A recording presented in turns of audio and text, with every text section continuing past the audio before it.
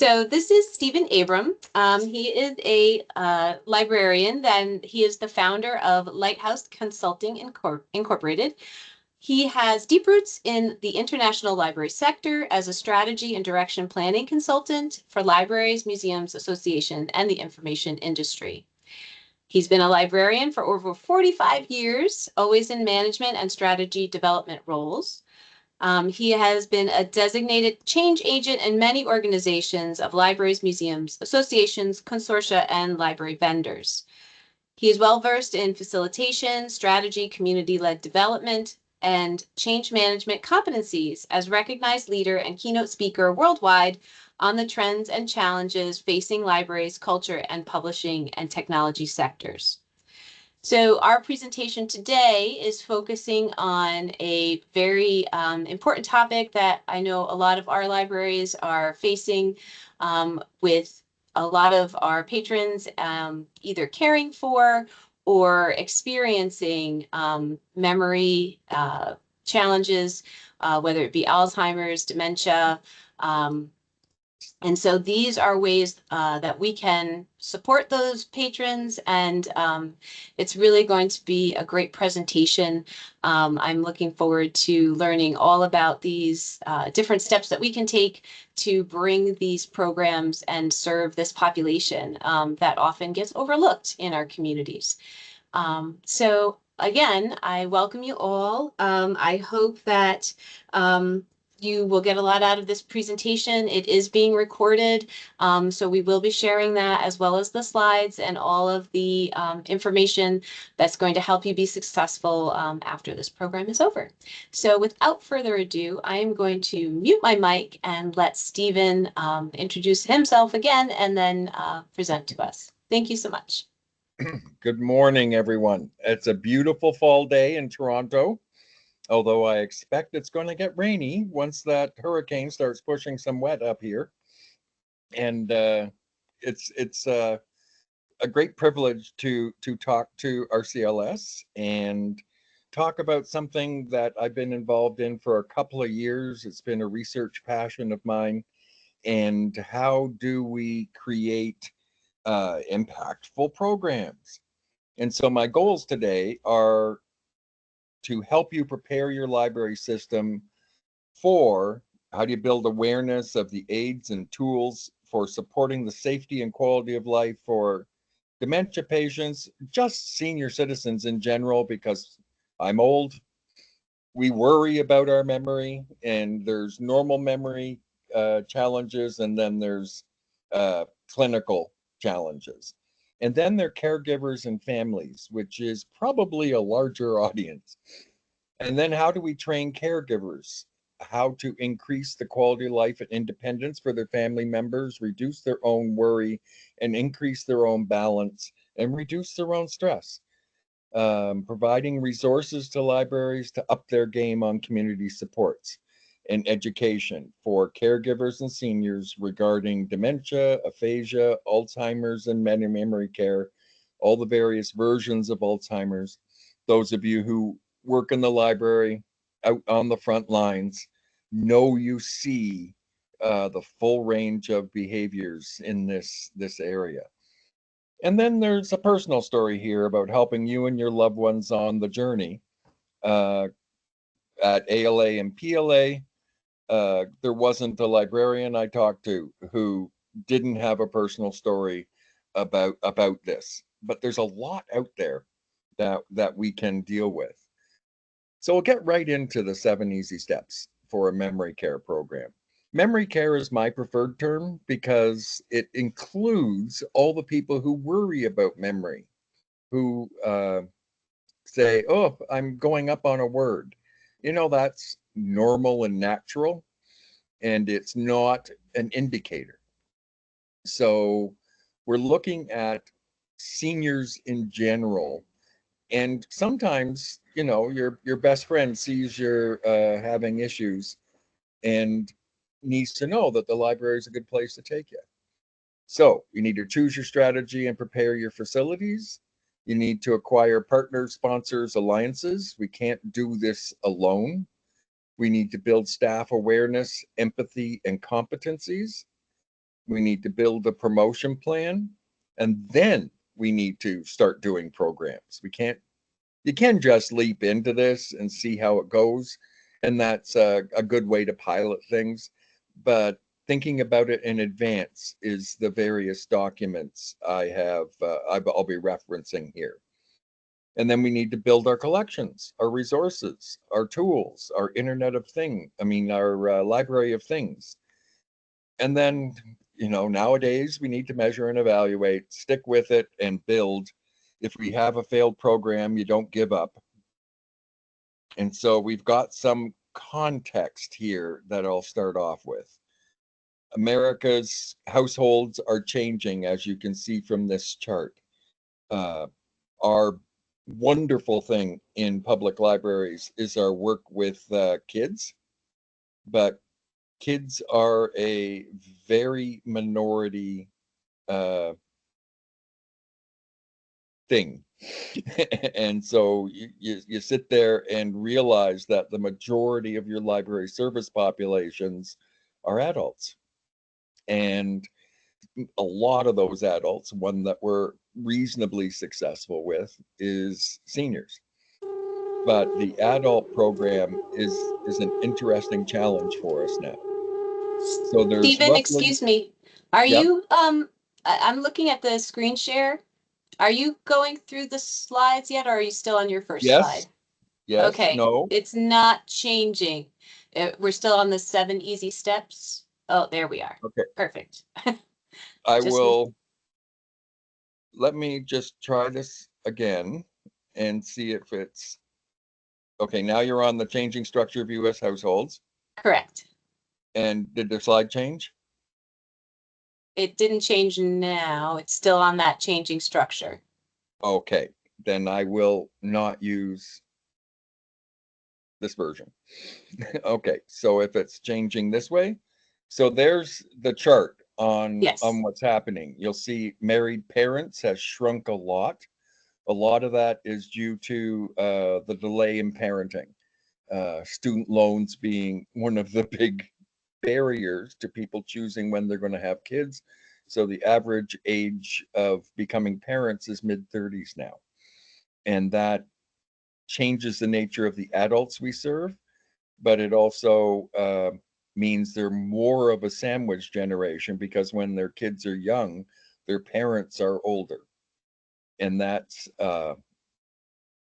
can put that sandwich generation into difficult positions because of everything from memory care issues to mobility issues and caring for your parents. So this is critical to looking at how we structure the portfolio of services and programs we offer as things go. So did the slide change, Michelle? Yes, the slide did Good. change. Is there any way to put it in presentation mode, or is When that I what put it in presentation mode, it doesn't seem to move it forward. doesn't want to change the slides? Okay. Yeah. All right. We'll go with this then. I don't know why Microsoft Teams is doing that, but I understand. I yeah. gotcha. Okay. Well, we can see, hopefully everyone can see, the slides are changing. If not, And if please let me know in the chat, but we'll go with this. and if you're having any issues reading any particular slide, you can download the slides as a PowerPoint or as a PDF. Right. So there's 62 million adults right now who are 65 and older. That's about 18% of the population. In the US, by 2054, there'll be 84 million adults 65 and over, making up an estimated 23% of the population. So issues with memory care are going to do nothing but grow.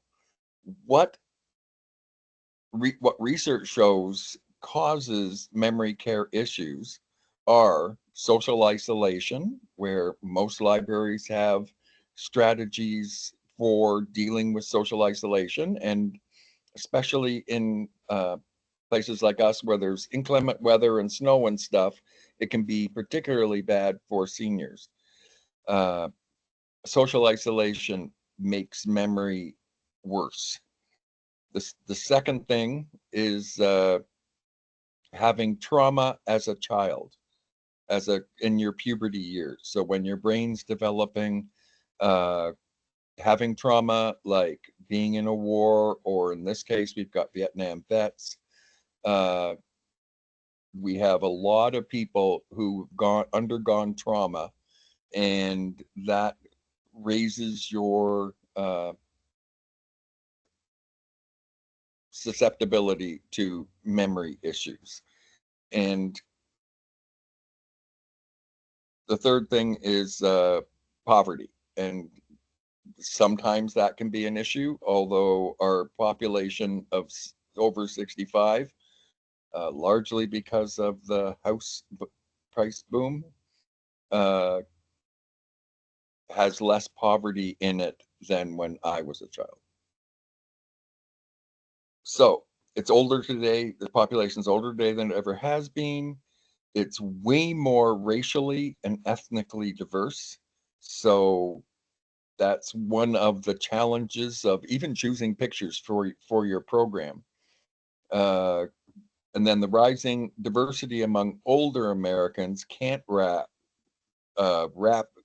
can't match the way it works with under 18s. So there's a diversity gap. So many of us who are in a diverse population uh, don't necessarily understand or work with the challenges of when memory goes, you might lose your English, even though you could speak it before. When memory goes, you might never have had the language you need to work with stuff. But also culturally, there might be less isolation because there's more family support in some ethnic cultures. There's positive development. Education levels are increasing. Older adults are working longer, and this is especially true with the boomers. The poverty rate for Americans ages 65 and older has dropped sharply. It went from 30% to 10%. And older adults can meet their daily care needs. They're functioning better. They're aging in place, but they're also there's a shrinking share of them living in nursing homes and assisted living. So many of us had outreach programs, and rightly so, to nursing homes and assisted living facilities, but that target audience and that addressable target audience can be more difficult to get at now. Also, these people have been on the internet for 20 years. So we've seen, yes, we occasionally and maybe often enough see people with computer competency challenges, information fluency challenges, but generally this group is not bad at having a smartphone or using the internet. Goals in life expectancy have recently stalled, so they're not living longer. We don't know if that's the COVID-19 pandemic, but we also know that there's rising rates of drug overdose, heart disease, chronic liver disease, cirrhosis, and suicide. This is a challenge, somewhat driven by social isolation, somewhat driven by societal issues, but the role of the public library in dealing with chronic conditions such as arthritis uh, is is important. So we don't do emergency stuff, but we have in our collections and our displays stuff around chronic disease as a different thing than emergency situations. Obesity's increased, although now we have the shot. I was certainly on the clinical trial for tiraglutide and injected lizard spit, because that's where it's from, for 2 years. And since it gives site-specific weight loss, we're starting to see this turnaround. There's wide economic disparities, and because it's a more diverse group, And because of the traditional historical, I'm just going to say systemic discrimination for Latinos and African Americans, as people age, there are some target audiences there where nutrition, social isolation, and income can be a challenge, and the free public library can be a partial solution. More adults are divorced, so there's more divorced women, and uh, in that audience, we have more singles and more friends groups. You might even see it in your book clubs. More older women are living alone. as various women I know of my age, they'll say it's great. However, you need to make sure you don't become isolated. There's a caregiving gap because of, especially in America versus the other G21 countries.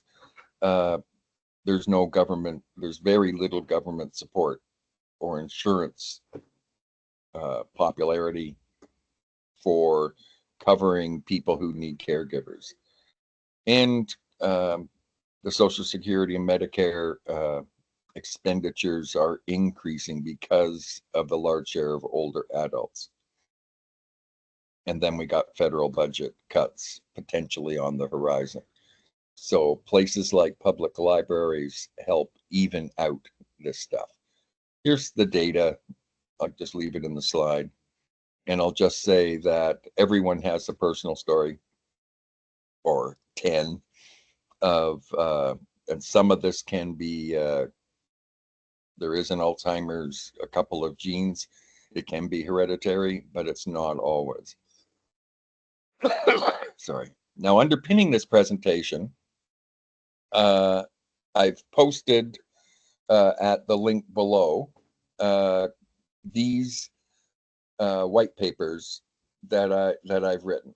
So I've got a backgrounder and FAQ that is, and I'll talk about it later, on memory care programs in public libraries, and contain a lot of the things I'm talking about today. And then I've got a directory of memory care program ideas. So there's 26 ideas that are based on the memory care program template for public libraries. And this template allows you to create your own program. I'm sure many of you use this kind of stuff to standardize your programs, and some we're doing quite intuitively, like you just know how to do a kiddie story time and use the 5 important tricks that increase reading and information fluency and social development. I've built a collection of referenced infographics that can support education, advocacy, and marketing inspirations. There's 52 infographics on purpose because that lets you post something every week to demonstrate that you're a memory-friendly library. And you can just cut and paste these or put the link in and ensure that it's referenced. And then I've got a list of safety and security for seniors. It's a presentation that shows various stuff, and I'll share some of them a little later. And sorry. So getting into raw dementia, we've got the issue of people are prone to losing track of where they are. About 1% of patients are injured while wandering, but chances of injury rise dramatically the longer they remain missing. Half of all people with dementia who are missing more than 24 hours die or are seriously injured. Now, this is way higher than almost any other cause of death in this specific group. 40% of dementia patients get lost at some point, but the real danger is with those who repeatedly wander away. And it's a repetitive behavior in about 5% of patients. It can strain family ties and resentment between caretakers and dementia suffers, and it's just a constant worry. So a lot of caregivers need to know how to deal with reducing wandering, finding them. And it's everything from, you can imagine, there's great technologies now where you got GPS watches uh, that can tell you where your elderly person is, and it's all good. And of course, the important thing is in library land, we care. Like, oh my God, one of the best things about our profession is that we have a social value system that says we can make a difference every day, one person at a time. And we have a measurable effect on children's reading scores. We know that kids who come to story time before they go to school have a letter grade difference by grade 7 and 8 in a recent longitudinal study. So, how can we ensure that people age in place? In a place like Canada, aging in place saves our government a ton of money. In a place like America, it can save insurance companies a lot of money, but it can also save on policing costs, ambulance, hospital costs. Our caring actually has a social and economic return on investment for what we're doing. And this is one of the talking points that's important for us to deal with. So now we're into the list of more detail on each of the 7 steps. So, what should a room look like to be a serenity room? One of the things that happens with memory is you have higher stress. I'm sure you've seen it. They start stimming. Things you see in autistic people, where they jump or scratch themselves, you start seeing it in older people, or they uh, look like they're washing their hands, like their hands are rubbing on each other, or they scratch constantly. And so, by looking at what are the things we can do to deal with calming, and we'll talk about that. They also lose skills. Uh, so, these are benches that are made so you can remember how to garden or be retrained, like, what, rebuild neural pathways for laundry, for cooking, for gardening, for making, for crafts. All of it is a way of uh, fundamentally changing the opportunity for relearning new skills. A lot of cities have programs to help facilitate meaningful engagement and community involvement for individuals with dementia. Those are in libraries and senior centers and nursing homes and seniors residences, parks and recreation. Uh, they're a proven way of uh, dealing with people. So we need to start with strategic intent. What do we want to accomplish and how do we know it? So we do an Americans with Disabilities Act audit and say, do we have everything that needs to be done here? I know in Canada, last July 1st, the new laws came in where they increased AODA, Ontario Accessibility for Disabilities Act uh, rules. And I think the ADA is probably following a similar thing where things change. So your ADA audit from years ago may not be current. And then there's going beyond ADA, stable chairs without wheels. Wheeled chairs that are wonderful in your teen area are scary for seniors because and you need chairs with arms so that they can hold on, they can sit down. When they're pushing back, it doesn't fall out from underneath them. You need walker parking. Most of us have stroller parking. Now we need walker parking so that there's a place to put everything. Wheelchair support. Can you get down your aisles where uh, people need to look for a book or do something? And so when we I do a lot of library facilities planning. I've got about 25 buildings under construction right now. And so we've lowered shelves so that the rules, the actual ADA rules in Ontario are that the top shelf needs to be reached by, or not used by, a person in a wheelchair. We don't use the bottom shelf. The second shelf has the books laid on their spines differently so that you can read them. There's lots of ways to uh, benefit the mobility challenge, but also benefit people who are doing the stuff. And then, of course, the standard accessible entrances, ramps, your aisles, all that sort of stuff. Making sure that the area doesn't have a carpet in it that causes a carpet on carpet causes tripping hazards. And then looking at your audience. So who's your audience that you're trying to get? And this is a short list of thinking beyond just the individuals and their friends with memory issues, dementias, Alzheimer's, aphasia. Aphasia isn't a memory issue, but it displays as one. Alzheimer's has 4 or 5 different versions, everything from Lewy body dementia to extreme dementia in Alzheimer's, and various stages. In the documents on my white papers, I've created or borrowed, referenced infographics that help people learn this stuff really quickly, not to become diagnostic, but to become more sensitive to the various versions of things. Think of it like with your teens.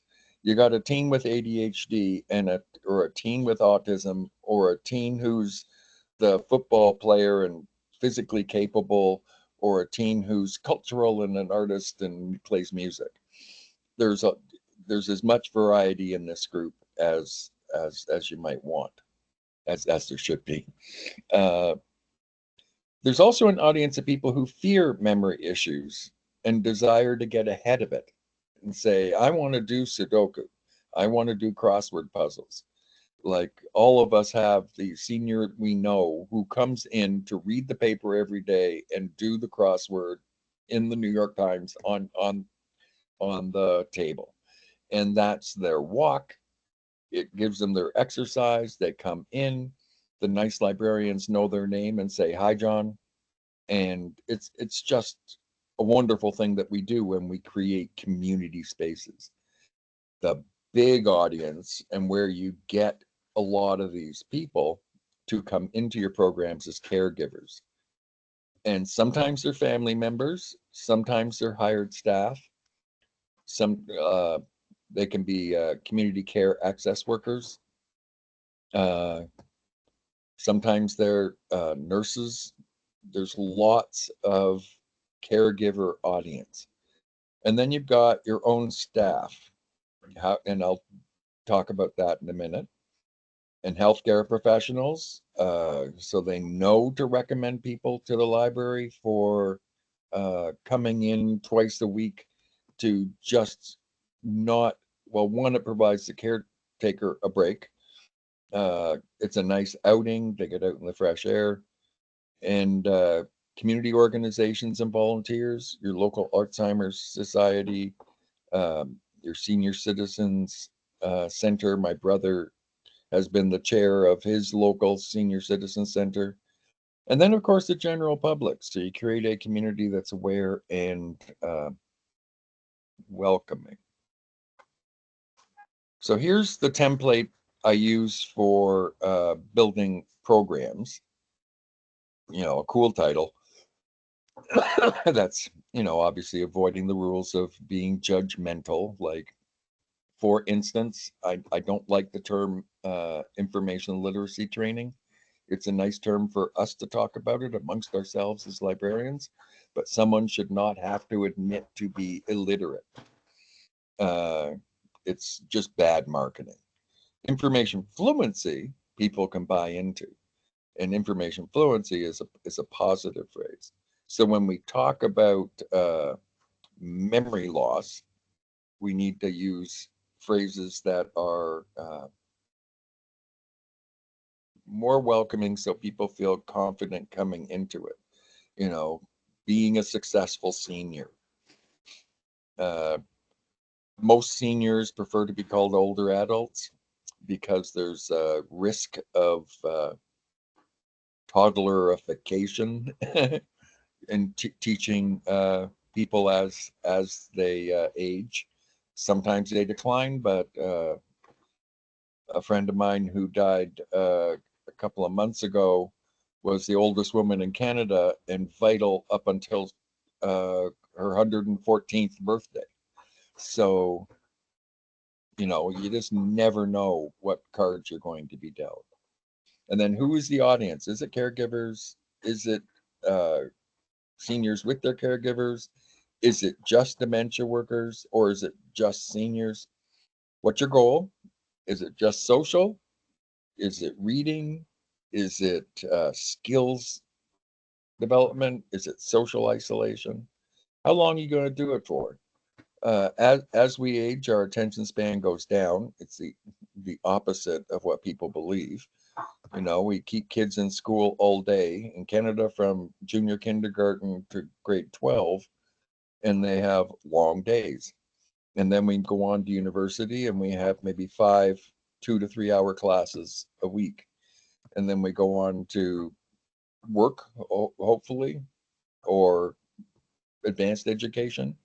And everything is a shorter class, a shorter event, a shorter meeting, so that we are constantly getting smaller uh, attention. And then you age and you've got an expanse, especially in retirement, you've got an expanse of time that you need to fill. And of course, that's our volunteer base. That's things that people make good choices are. And then look at the space, the logistics, the equipment, the materials, and the supplies. And then look at potential community partners and outreach, how you're going to market it, how you're going to promote it, who you're partnered with. And I'll talk about this much later, and how you're going to evaluate it. And I've got a section on evaluation. And then, you know, just look to the following websites for inspiration. I'm sure you all look at Pinterest, association websites, other libraries. Google works great, DuckDuckGo. And so you've chosen your strategy. Now you need to acquire partners. You'll notice we haven't done a program yet. And so partners, consider a roundtable event with potential partners to discuss these initiatives and build a community-wide response. So I facilitated a number of these events where we get all of social services in. We get the local hospital, the local clinics, the urgent care people, uh, senior citizens' homes, residences, and outreach and in-reach partners. Starting the conversation is just the beginning of growth in this portfolio. So consider these services. I do community asset mapping exercises, and then we assemble them into what audiences the strategic plan at the library prioritizes, and say, if we said we're going to prioritize teens or seniors or childless adults or parents, uh, how do we do that? And then, of course, we're looking for program leaders, teachers, experts, marketing partners. Do they have a Facebook page? Do they have a TikTok? Do they have YouTube? And how do we make sure that their audience becomes our audience? It can bump up your library card activity. We know that senior citizens believe we still do fines. We know that every decent library in the country and virtually every library in Canada has canceled fines. That was our great opportunity during COVID. Uh, since it costs us more to collect the fines, and since so many libraries don't get to keep the money, it was just a special kind of stupid. I've got a white paper on fines if anybody wants to know what the research is. And so here's the partners and sponsors: town council, elected representatives. You know why they're interested? Because seniors vote at a higher rate. and they're the ones who will protect us. I once organized when the government was going to cut the budgets of libraries in Ontario, uh, got a bunch of 70, 80, 90-year-olds to take over the office of the member of parliament, a member of the legislature. And that got their attention, and they didn't do it. There's a local Alzheimer's association or society, and there's the national one. There's lots of resources there. I know they also have the sorry, the Alzheimer's store and a bunch of stuff. And then there's dementia friendly communities. There's memory care facilities and senior centers. There's healthcare providers and social service agencies. There's aging and gerontology organizations and associations, nonprofit organizations, community support groups, and then local universities, colleges, and research institutions. If you have a teaching hospital, you've got doctors in training who may be interested in this. Then, of course, you're looking for sponsors, advertisers, and promotion partners. And that can include hearing aid stores, medical supply stores, and rentals. You know, you're renting a hospital bed. Many of us have had to do that. Gardening clubs and nurseries, the number one hobby. And then your genealogy clubs. I've loved doing my genealogy, but I do notice that, you know, teens aren't overrepresented in the people who are doing it. And so that's how one looks at how do we build a rugged capacity for promotion and uh,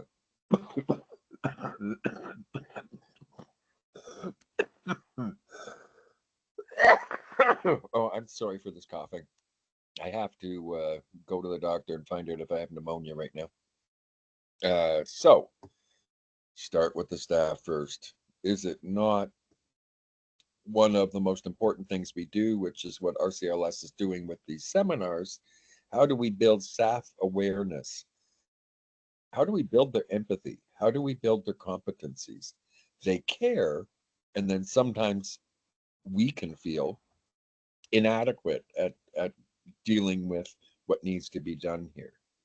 So I have 44 easy to do training and awareness things in the document, and over once a day for 44 days, instead of sending them off for a day-long workshop, you can do drip drip uh, training where I've put this Creative Commons cut and paste content. You can send out one every day to all staff, and within 60 days, now you know you don't do it on weekends because that's not nice.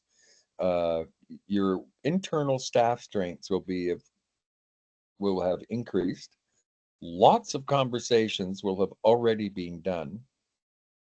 People tell me that they're thrilled because it's useful in their own lives or things they know they're in the process of dealing with.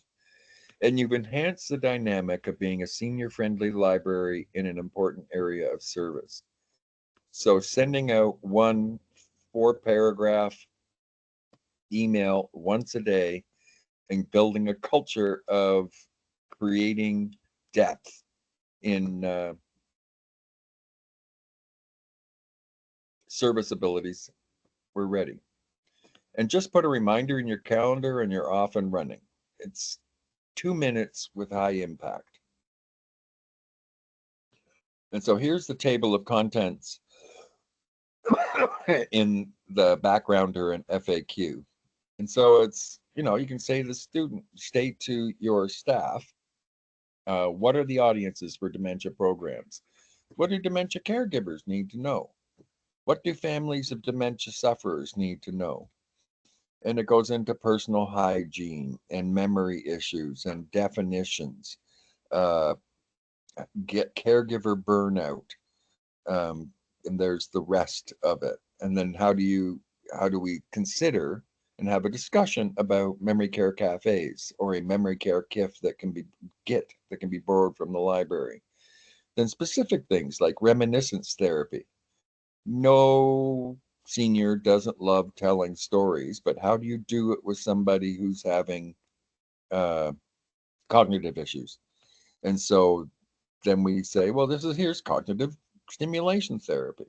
And so all staff, not just librarians, can create this sort of stuff. So you can see that that's a way to get your staff up and going. And it's just one email a day. It's not a horror of work, and you don't have to have a full staff day on this. Although you could launch it at your staff day and say, this is what's coming. And then combined with that is a promotion plan so that you can look at how do we make our community aware of all they need to do. So I talked about the 52 infographics to train and educate the staff and communities. And so what we want to do is learn about services to individuals and partners serving populations. And so some of these are from nursing homes for training nurses. Some of these are what are the various types of Alzheimer's. You can choose to meet some visionary goals in serving the seniors in your membership by providing innovative, inventive, and impactful activities in-house, in partnership, and during outreach. And you promote awareness in your communities using these efforts. There are many good hooks to engage your communities, since most of us will experience ourselves as a caregiver to friends and family some memory issues on the memory loss spectrum. One great strength of our profession is that many of you see patrons experiencing physical and mental health issues daily and look to help where we can. And we and our colleagues are a curious bunch. That's one of the things I love about our profession, because we love to learn. We love to learn more. We love to increase our skills. We love to serve the members of our library well and with empathy for great social impacts on our communities. So consider a 60-day, easy to do training and awareness email. Use these graphics and and post it to your website. It doesn't even need to be 60 days. It can be 52 weeks. Once a week, post something on your Facebook page. Use it as one of the slider bars on your website, so that as your staff strengths increase, the awareness that you're a source to come and address some of the issues that people in your community are experiencing. And you've created a positioning as a senior friendly library in an important area of service. So post them weekly, and without explicitly stating you're a dementia friendly, memory positive library, you make the point. Start small and build forward. You just can't build all this. And this is where it looks like a mountain you have to move or climb, and that's too hard. So how do we play by doing? And so some of the simple things are program pilots, designate a staff team or yourself, if it's a really small library, to investigate, try, and evaluate a seniors memory care program while learning from successes and failures. One of the most popular pilots is a conversation circle where people come in and chat. And we have on the list and in the documents, games, card games, memory games. We have warm-up exercises, thumb balls that help people say, well, what's your favorite cookie? And it warms up adults to actually start a conversation until they're all talking. And you see people who are depressed, socially isolated, and suffering from early memory issues uh, suddenly wake up and say, I'll come here every week if my daughter will bring me or whatever. And so we've got all those programs outlined in the document that you have access to. And then build community resources. This is a basic in libraries. We've moved into the library of things. A lot of our libraries have things, whether it's a depression light that you can borrow to sit under, or it's a radon testing kit. You can acquire tools, games, toys, and more that enhance memory care programs. Take them home, test them out, and then decide which one should be in library usage and which could comprise of borrowable collections. So there's borrowable kits that you can design, and then there's some out there. I've seen a number of vendors doing this at ALA and PLA. And then there's hundreds of opportunities for collections. So let me talk about the review procedures for books and DVDs, conversation games and icebreakers, puzzles, pets and dolls, tools to reduce stimming and anxiety, games, art supplies, paint and color, music and simple radios, and assistive devices for trial and petting zoo activities. Oh, sorry. So caregiver orientation is a key market, and it's something that they can borrow DVDs out of your library and books. Teepa Snow is the guru in this space. She's an occupational therapist and noted speaker in the area of dementia. With over 30 years of experience in geriatrics, and one of my close friends is head of the gerontology department at a hospital. So she and I have had long conversations on this because she's an expert in it. And my goddaughter has her medical qualifications in gerontology too. So it's fun to talk to them if you have someone in your friend group who works in a senior's home or whatever, is to talk about some of their skills. So she's got the being there, done that skills in her formal training. She's got credibility, experience, and whatever. But so this is, you can either do it as a program and watch Deepa's video as a group, or you can set it up as a borrowable collection. So what do caregivers need? So we have bathing without a battle, just a very specific thing. Watch the DVD. Mouth care without a battle, where their dentures or mouth health. And of course, we know that dental health is closely tied to heart and physical health. And then we have Alzheimer's and African Americans to called Echoes from the Past. So we got Teepa Snow, and then here's Teepa Snow's video. She's got in-home dementia care, the art of caregiving, the journey of dementia. It's all in your approach.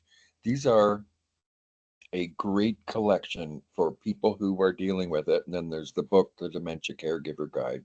That's her book. Other DVDs, creating essential dementia care settings. And so how do you enhance their self and a sense of home? How do you maximize cognitive and functional abilities? And how do you minimize disruptive behaviors? When somebody is frustrated as they can possibly be, what do we do? And then we've got Then you can choose to add DVDs on dining, memory activities, safe haven. This is the complete guide to Alzheimer's proofing your home. I suspect most of you have it in your library already, but it's the Bible for people trying to deal with this. It's been through multiple editions. And then there's workbooks, uh, things where people who've been there, done that, talk about their personal experience and what worked and create the you're not alone situation for caregivers. And there's just so many books in this area. Now the interesting thing is plotless entertainment. Those of you who know somebody who is seriously in dementia or just old, uh, and God knows I've done this, fall asleep while watching a TV show and can't follow the plot. But you want to watch the TV show and you didn't intend to fall asleep, but clunk, you go. And so these are plotless things that might, like, sitting there looking at art or orchids or museum tours, nonfiction things, looking at puppies and flowers and that sort of stuff. These kind of plotless DVDs are aligned with how dementia sufferers need to be. And then exercise classes. There are ways to do sit down dancing, and Bonnie Hill has various ways of doing chair exercise, which might fit in the way you do yoga classes in your library. So that was just the highlights. Now there's that you can add to your collection. I'm going to talk about a little later on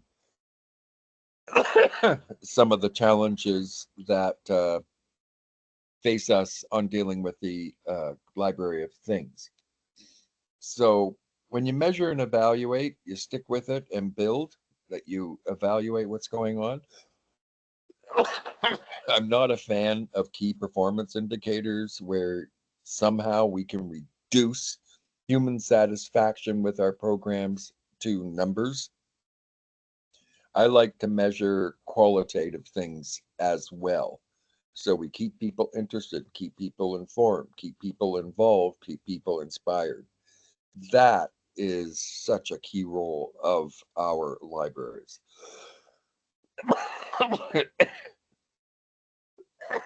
And some of these kinds of things are leading indicators that drive the activities that give us insights into the activities that drive future success.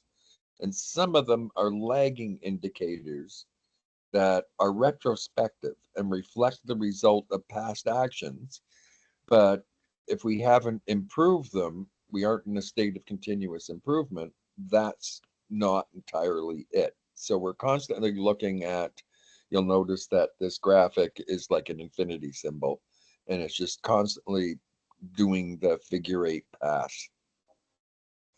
And then we're looking at objectives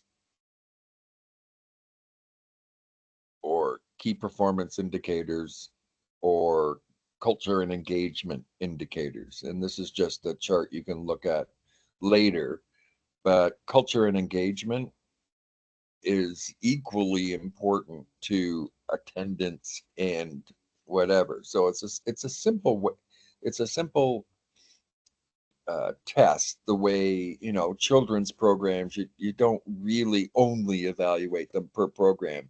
Most libraries have gone to looking at a 6-week plan, so that at the end of 6 weeks, you ask the parent or the child caregiver, did the kid change? Did the kid clap in time to the stories? Did the kid learn social skills and sitting and listening? Did the kid, there's always the one who's out there and goes wild, but then there's all the things of story time. Did they learn a song? Well, it takes several times at Children's Story Hour to get those indicators of future reading success. Rhythm by clapping, singing, fluency with words, that sort of stuff. So now here's some program inspiration. Now this is maybe more out there for some of you, but it's certainly the norm in a lot of libraries where I know of one library that has 12 Oculus lenses, and they just take it around all over the place and take people on tours when they're mobility challenged or whatever, and says, okay, we're going to go through the Vatican today.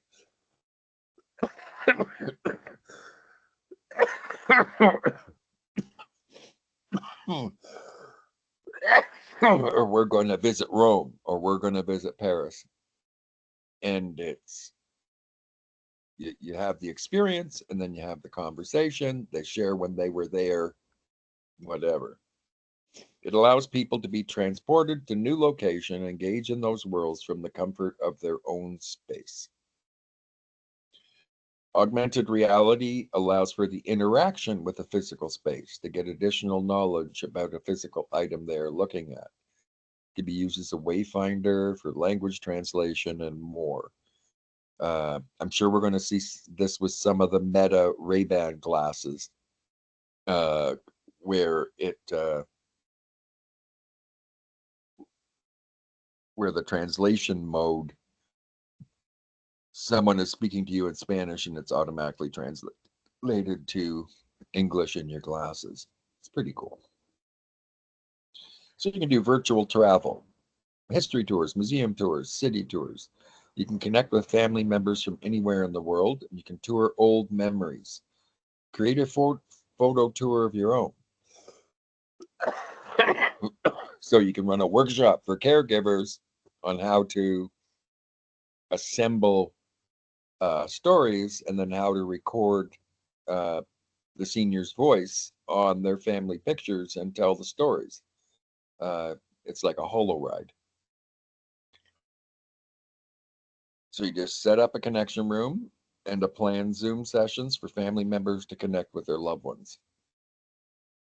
So it's really, really cool. And these are easy to learn things for us to play amongst ourselves and then transfer those skills into others. And that's the therapeutic powers of this. It builds cognitive functions. It brings memories back, the mental stimulation aspect.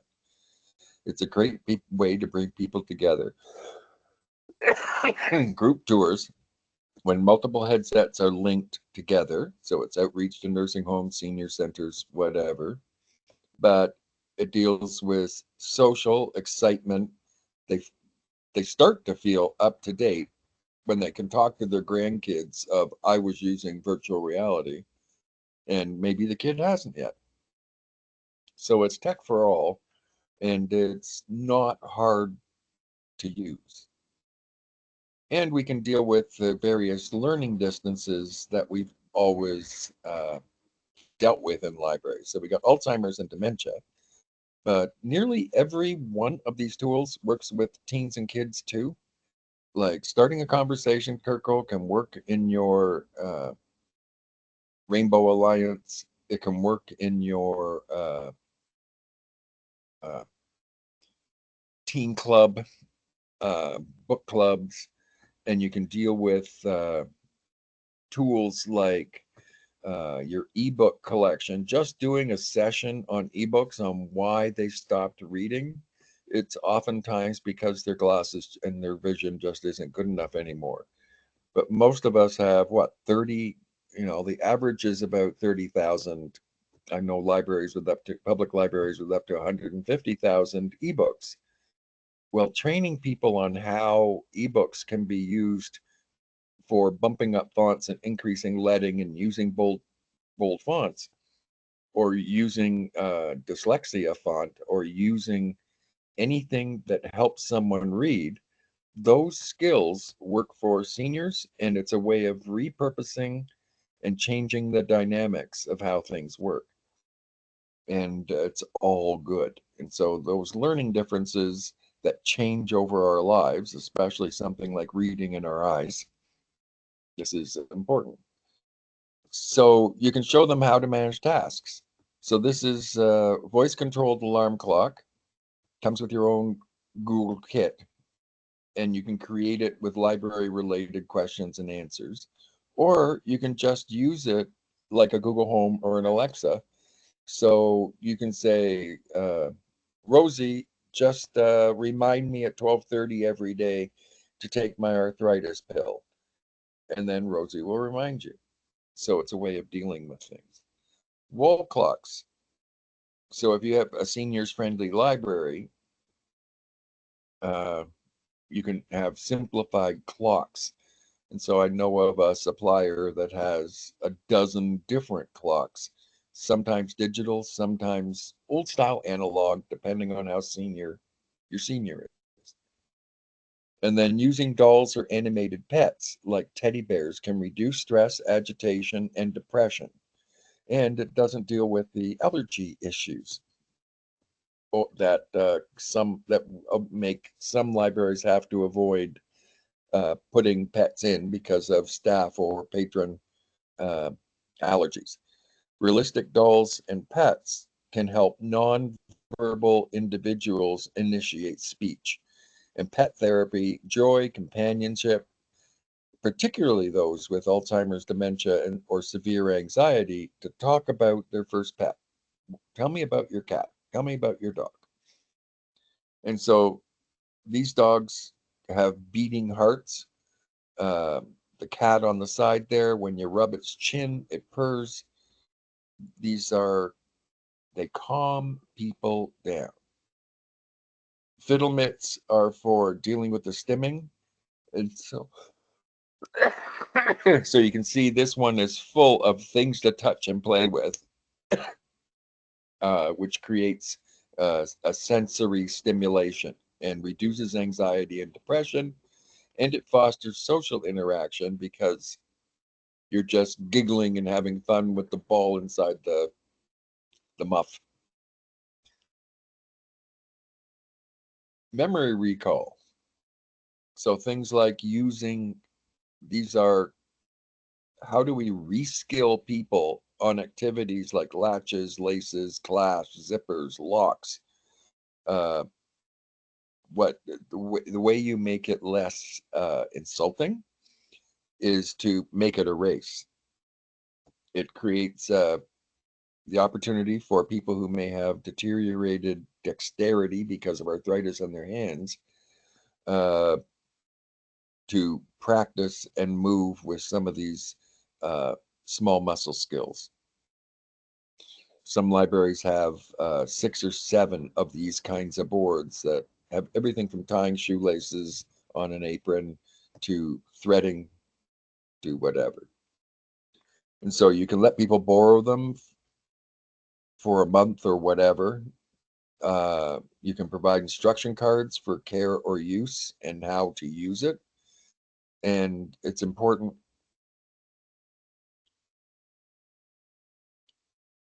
to let them know what the goal of the thing is and how to do it in an welcoming way that's not infantilizing the senior. And then you can set up a quiet space and have these items on display for use. And then you have a library program, people sit in a circle and pass them around and talk about them.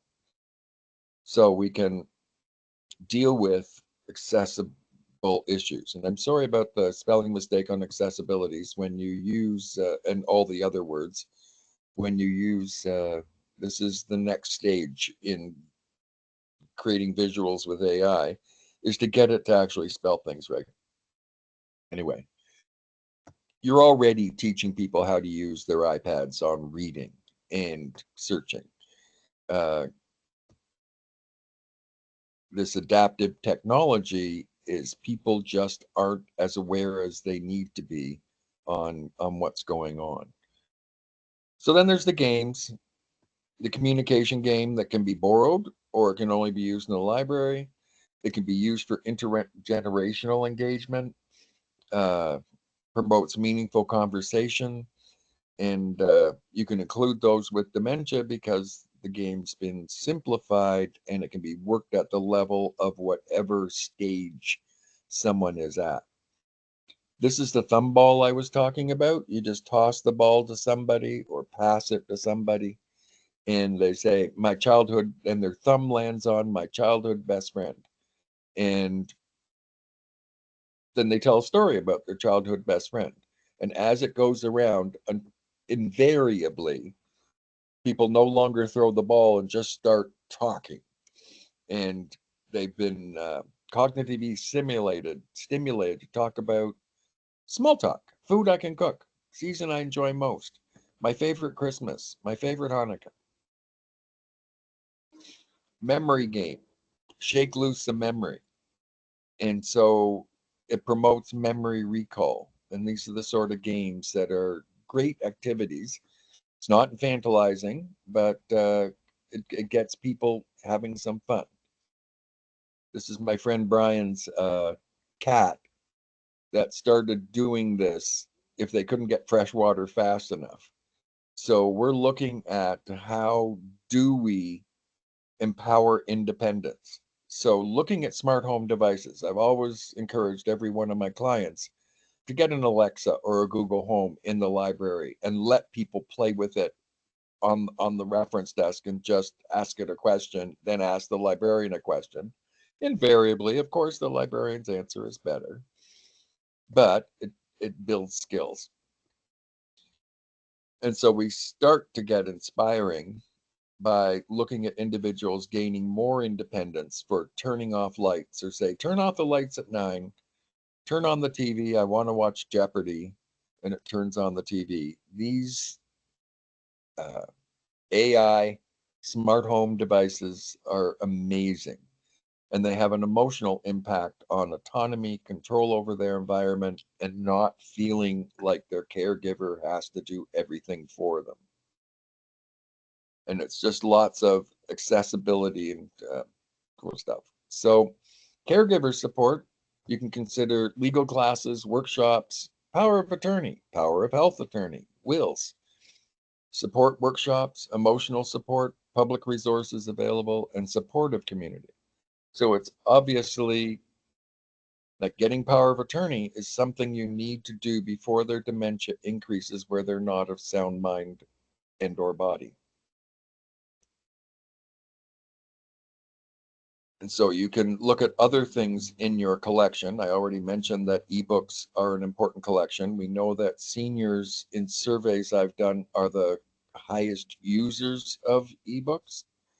And it's especially important in rural communities where the library might be a long drive away, but the internet lets them download things or go to the coffee shop and download things if they don't have good stuff. And if your resources are a sensitive topic where someone's worried about it, you can look at private bags when requested. So here's some quick rapid ideas. Emerging tech trends and how they might benefit seniors and individuals with learning differences in the future. Host a workshop and just let people have that petting zoo. And you can get all the devices in. You can maybe make a partnership with a store in town. Enhancing digital literacy, focusing on navigating the internet safely, recognizing scams, protecting these people can be enormously susceptible to digital scams, and teaching them the information fluency to do that. And it's important. And then fitness and wellness apps and devices tailored for seniors, low impact programs, meditation apps. I have Calm on my phone for when I want to listen to a waterfall or something like that. Workshops on using digital tools for creative expression, digital painting, music composition apps, writing software, AI. Showcase how technology can be a medium for personal creativity and storytelling. I just published my book that I did with, oh, now I'm going to lose the name of it. Uh, there was it sent me a question every week for 52 weeks. And I did a couple of optional ones, but I wrote my memories for my granddaughter. And that can be an important part of keeping me engaged to write something in an hour every week. Recycling old devices and choosing sustainable tech products. These can bring them into the community where it's not just seniors, although seniors have a lot of old crap. One of the most popular programs I know was how to sell things on eBay. And it was marketed as what's in your attic or basement that is dragging you down. And how do you, it had a course on photography against a white sheet, against a green sheet for green screening it. It had a course on how to set up your eBay account or your Kijiji account or your Facebook Markets account. And those are all things that keep seniors engaged. And so that, but it also supports all the different generations and it can do the pairing of seniors with younger tech mentors. We had in Seattle, we had the teen group go out and take pictures of every gravestone in a in undocumented graveyards and had the seniors type in all the stuff. And now it's a permanent part of the genealogical record where you can find that gravestone for people who do genealogy. And it fosters a community spirit, it bridges generational gaps, and it's a shared learning experience. And we've seen teens become close friends with these older adults, a surrogate grandma or grandpa. Digital art and design, I mentioned earlier. Gaming. It's evolved from classic arcade games to massive online games.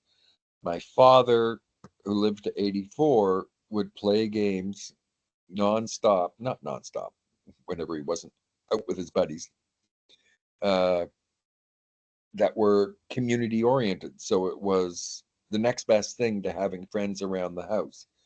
Uh, we know that the largest market for games is women and older adults. It's not teens, although teens is important.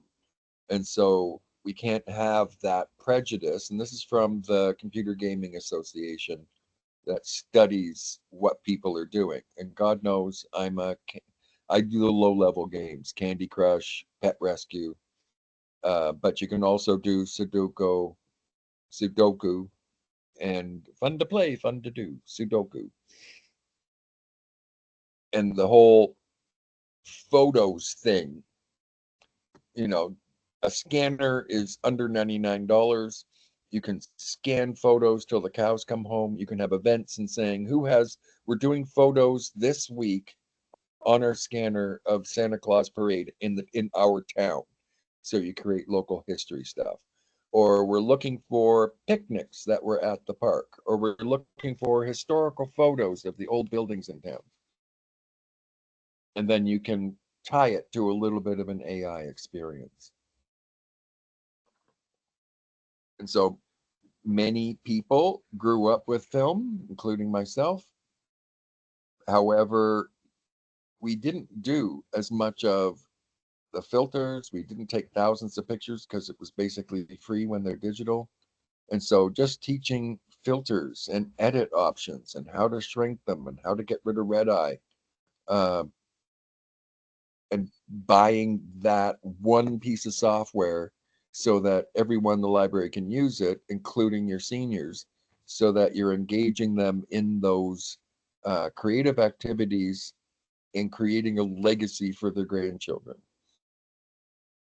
This is a music player, and all you got to do is lift up that tab and it'll play music, and it comes with 40s and 50s music in it, but you can program it through Spotify, any through a USB drive, with any kind of music you want. So you can say, I want a swing playlist, and you put it in there. And so music calms people.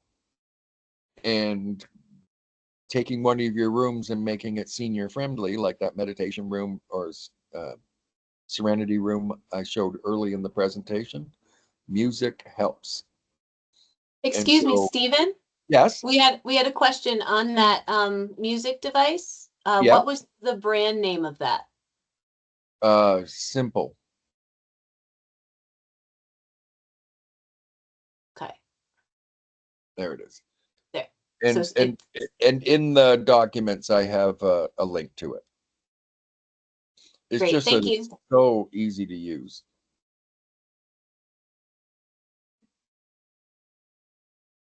Some of you have taken one of your library branches and made it vinyl. Uh, you can do a vinyl program because of uh, there's some therapeutic benefits of vinyl versus digital, uh, which are interesting. You can do the research. Uh, and music is now easier to get at our fingertips with a click of a button. And so now we're looking at how do we simplify Spotify, or how do we train people how to use Spotify or Apple Music or that sort of stuff, so that they can create a playlist that their caregivers can use to generate memories. We create playlists for my granddaughter for her favorite songs. And right now we're just adding in Monster Mash because Halloween is coming up. And it gets her dancing, and that's what happens with some of the Alzheimer's people. All of a sudden, they're alive again. Arcade games, lots of board games, puzzles.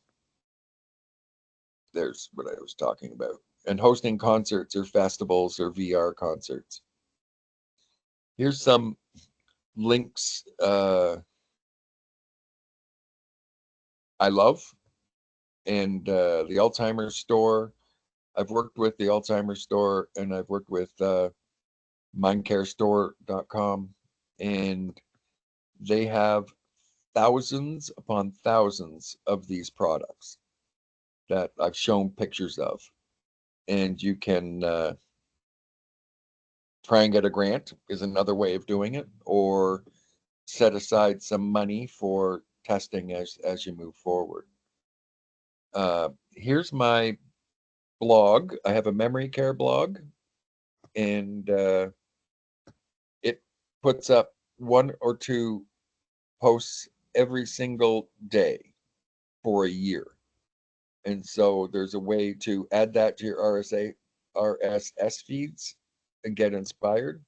I try to take various things that were in any of the white papers I did and have it go drip, drip, drip at people. If you're interested in following technology trends or library advocacy issues or leadership, my blog, Stephen's Lighthouse, does that.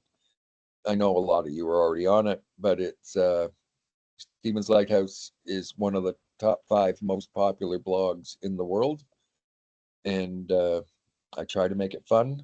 And it's really just things that I want to remember. So it's maybe not timely because I try and read the damn article before I post about it. And then following, I'll do 5 minutes before questions on the slides that have extra advice, various products that I like, that I think are fun. And so it's, how do you do a cell phone uh, app that actually shows everybody's picture when your eyes aren't so good at reading the text on a little phone? And how do you, what are the various options on getting in and out of the bathroom?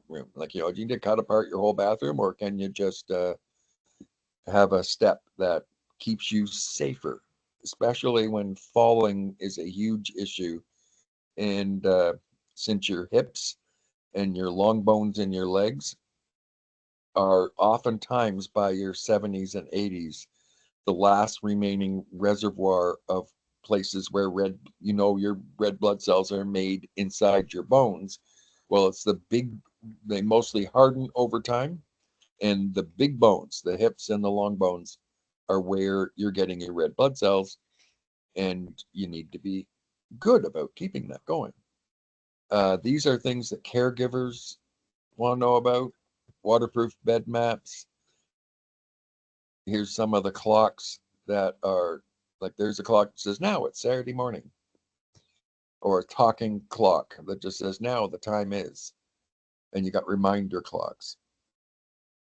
You got oldies hit songs for music therapy. A TV remote from Simple that makes things easier. Anybody who's ever had to retrain their mother, like I did, on how complicated the freaking remote control got. And then the calming pets. I talked about the robotic pet. This at ALA and PLA, this attracted more librarians than anything else. And they jumped back whenever they tried to pet it and found out it was pretending to be alive. And we got dogs too. And so there's like tons of these. I have libraries who've bought a dozen of these pets and put them in their senior social circle in order to get them all calmed down and start the conversation circle so that things can be fun. And here's games, reusable bingo cards, things that you could use for anybody. But there's brain puzzles, there's memory card games, 36-piece puzzles that are adult puzzles, but the way you do them is to have, there's a set of 4 that one of the suppliers does, and you can have a race on who can get their 36 puzzle piece together. So it's not talking about we're building brain health. That can be sideline, but it's talking about let's have a little fun, a little competition. And then we have mind games like a total brain health toolbox, sharpen your senses cards, aerobics, mighty mind, giant playing cards to make a group activity. Puzzles, sometimes they lose the ability to see emotions, so you have this ability. And then we've got, I remember these when I was a child, to get wool as part of the reusable craft sheet. Fidget muffs, there's all kinds of them. And then there's more fidget gadgets you'll see in the top right hand corner. Retraining activities for how to get in and out of things. We did blankets. You'll see these at fall fairs and state fairs where people are being sold because it's calming. And so they got scarf ones and blanket ones, but it calms people down so that the caregiver can have a conversation with the person about something important. Like, Grandma, you can use the kettle, but you can't use the gas stove anymore. Sensory pillows, fidget gadgets, the thumb ball, tack boards as a craft for creating memories. Bring in your phone with pictures on it or pictures you have. We'll scan them and create a cool craft. It's a nice Christmas gift. I showed you the life stations. And then there's the cards. I have a condition called early dementia. This person I am with has Alzheimer's. Please be patient. Thank you. And those are helpful things to make sure that they're life stuff. So, what are your thoughts and questions? What more do you need to know to make plans, decisions, etc.? I've provided you with the links to all the documents, and Michelle can put that up on or in the follow-up email. But does anyone have a question now that I'm not showing slides? Thank you, Stephen. That was wonderful. I'm just checking to see if I can turn people's mics on, but it's not letting me do it all at the same time. But so if anybody has any questions they want to throw in the chat, I can read them aloud.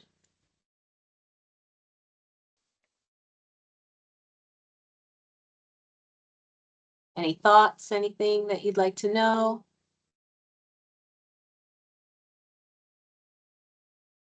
I know Mike commented that the remote was a good idea because Oh, the streaming. the streaming TV is difficult for seniors. I don't understand why I'm watching a program on streaming TV, and my wife normally handles the streaming, but if you've been watching it every night or every week for a few weeks, why doesn't it come up on the play next one list? It's just unbelievably stupid. So I did have a question from Sierra. She said, how popular have you noticed take-home memory kits to be? They can be very popular, but they need to be promoted.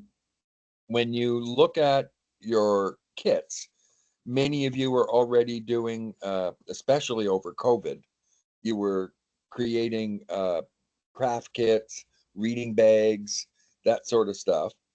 This is a way of extending and building on that and promoting it for what it really is, which is usually family activities that keep grandma and grandpa involved too. And that's it's about thinking through without infantilizing, but say what we'd like as a family is to have a game night. But some of the games are beyond Nana now. And so let's pick what is a game that would work. And so if you and what are games that don't involve winning or losing, but involved that the goal is a family conversation about memories that are positive and helpful, and all of that can be can make people want to make an emotional attachment to the library for like we have with reading or children's story hours.